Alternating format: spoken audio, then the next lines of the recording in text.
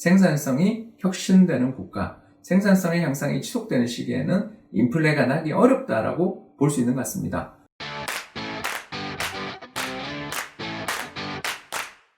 안녕하세요. 27년차 이코노미스트 홍춘우입니다.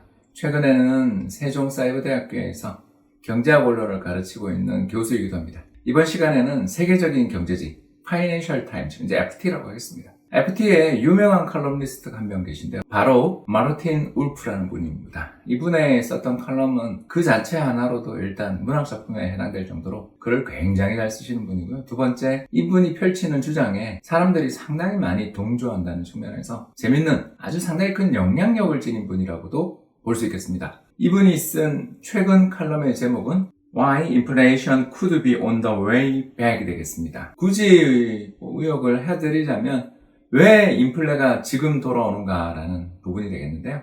참고로 잠깐만 설명을 드리자면 1980년대 초반을 고비로 해서 전 세계의 인플레이션은 이제 죽어가고 있습니다.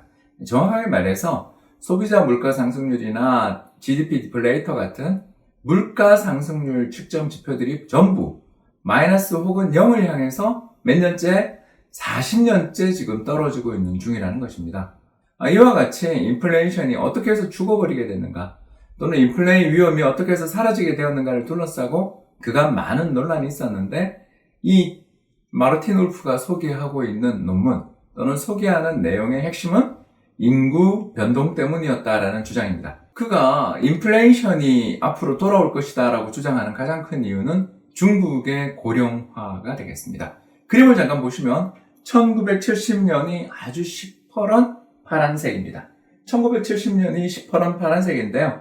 저 1970년이 저게 뭐냐 하면 바로 유년기, 0살에서 14살 정도에 해당되는 연령대의 젊은 사람들이 인구에서 차지하는 비중을 의미하는데요. 요 위에를 보시면 예를 들어서 미국, 영국, 독일, 일본, 그리고 차이나입니다. 근데 중국 보시면 전체 인구에서 차지하는 14세 미만 인구의 비중이 무려 40%에 달했습니다. 그러면 70년부터 시작해서 20년이 지나면 1980년대 후반, 90년대 초반이 되겠죠. 그 20년 사이 정도에 굉장히 이 젊은 유년층들, 젊은 인구들이 성장해 나가면서 경제의 성장을 촉진시키고 산업화를 촉진시켰다라는 것이죠. 그러나 제일 밑에 부분을 보시면 알겠지만 이제 이 빨간색이 뭐냐 하면 65세 이상 노인들이 차지하는 비중입니다. 어떤가요? 70년대에 비해서 최근에 불과 거의 50년 사이 정도 만에 노인 인구의 비중들이 전부 선진국에서 가파르게 상승하는 가운데 중국조차 14세 미만 인구는 가파르게 줄어들고 반대로 65세 이상 인구는 급격히 증가하는 이제 고령화의 나라들로 다 바뀌고 중국조차 노동력 공급에 고갈이 나타나고 있다는 게 이 논문의 핵심적인 메시지입니다. 이 그림은 보다 더 직관적인데요. 녹색으로 표시되어 있는 부분을 제외하고는, 녹색이 뭐냐 하면 아프리카입니다. 아프리카를 제외하고 예를 들어서 제일 위에 파란색으로 올라갔다가 꺾이고 있는 게 전체 인구에서 차지하는 생산 활동 인구, 즉 15세에서 64세의 팔팔한 노동력들이 인구에서 차지하는 비중들을 보여주고 있는데, 중국이 아까 말씀드린 것처럼 노령 인구의 가파른 증가, 유년 인구의 감소들 속에서 중국의 인구 구성이 점점 노령화되어 가고 있다는 것을 한눈에 알 수 있죠. 또 다른 나라 역시 마찬가지죠. 대표적인 나라가 여기 파란 선입니다. Developed Countries. 흔히 이야기하자면 선진국이라고 번역되는 나라가 파란색인데, 파란색 역시 2000년대 중후반부터 시작해서 노령화가 진행되는, 다시 말해 전체 인구에서 차지하는 16세에서 64세 인구의 비중들이 줄어들거나 또는 상승 탄력이 둔화되는 걸 발견할 수 있어요. 결국 앞으로 세계 경제는 가장 젊은 나라였던 중국이 늙어가는 가운데 세계 경제가 다 늙어갈 것이고, 이렇게 사람들이 늙어가기 시작하면 경제 내에 저렴한 물건들을 공급해주던 나라들이 실종되면서 결국 제품 가격이 상승할 수밖에 없지 않냐.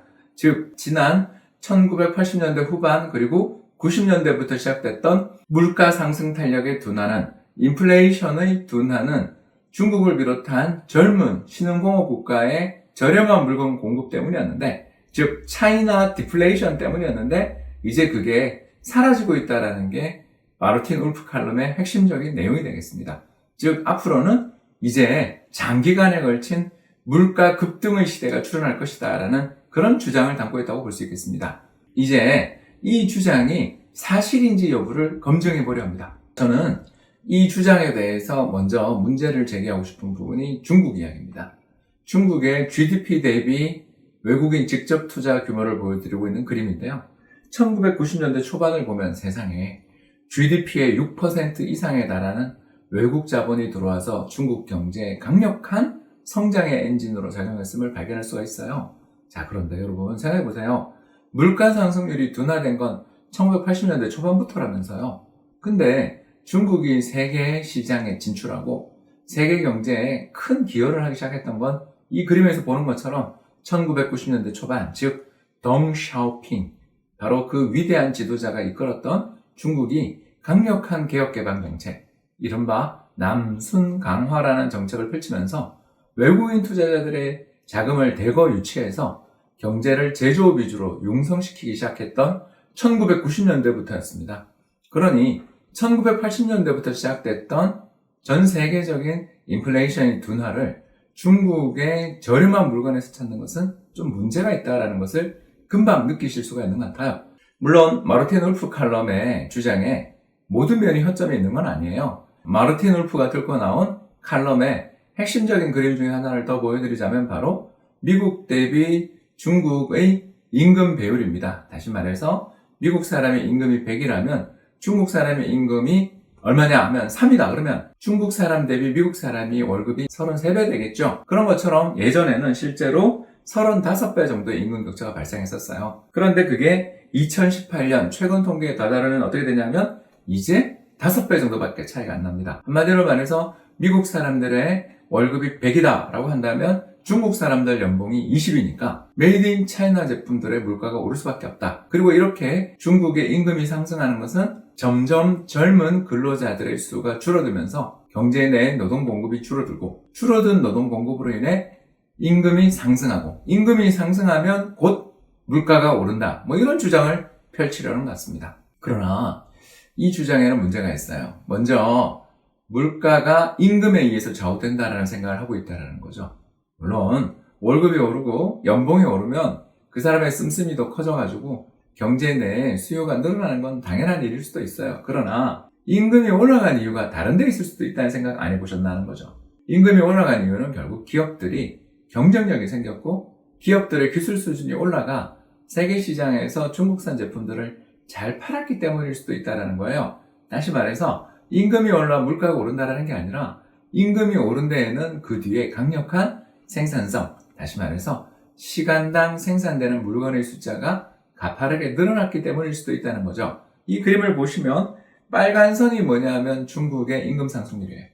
그리고 파란 선이 중국의 물가 상승률입니다. 분명히 1990년대 초반 중국이 세계 시장에 문을 활짝 열기 전까지만 해도 물가 상승률, 임금 상승률이 같이 갔어요. 그런데 그 뒤는 이상하지 않아요? 남순 강화가 있었던 1992년 이후부터는 어떻게 되죠? 빨간 선은 계속 높은 수준을 유지합니다. 임금 상승률은 계속 10% 이상씩 늘어나요. 부럽습니다. 그러나 이상하지 않으세요? 소비자 물가 상승률은 그 뒤로 이제 제로 수준입니다. 아니, 노동력이 부족해 임금이 상승했는데 어떻게 물가는 안 올랐죠? 중국산 제품들의 물가가 더 떨어지기만 했던 시기를 나타내고 있습니다. 왜 그러면 1990년대 중반부터 임금은 가파르게 오르는데 물가는 오르지 않았을까요? 그것은 바로 생산성 혁신 때문이었습니다. 생산성이란 동일한 노동시간을 투입하더라도 이전보다 생산량이 더 많이 늘어났다 이러면 생산성이 향상됐다 이렇게 볼 수 있는 거죠. 결국 근로자의 시간당 생산물의 양을 생산성이라고 합니다. 이 생산성이라는 부분들이 경제에는 굉장히 중요한데요. 그림을 보시는 바와 같이 1990년대 중반을 전후해서 어떤 일이 벌어지냐면 파란색으로 표시된 생산성의 향상률이 가파르게 올라갑니다. 언제까지? 2000년대 초중반까지 굉장히 가파르게 오르고 그 뒤로도 꽤 높은 수준을 유지하고 있죠. 저게 바로 중국의 힘입니다. 동일한 노동력을 투입하더라도 예전보다 더 많은 물건을 생산할 수 있게 된 일이 1990년대 중반부터 나타난 거죠. 그 덕에 생산성이 향상되면 동일한 노동력을 가지고도 더 많은 물건을 만들 수 있으니 굳이 제품 가격을 인상 안 하더라도 시장을 장악할 수 있는 여력이 생기겠죠. 자, 그렇다면 1990년대 중반에 무슨 일이 있었죠? 두 가지가 있었습니다.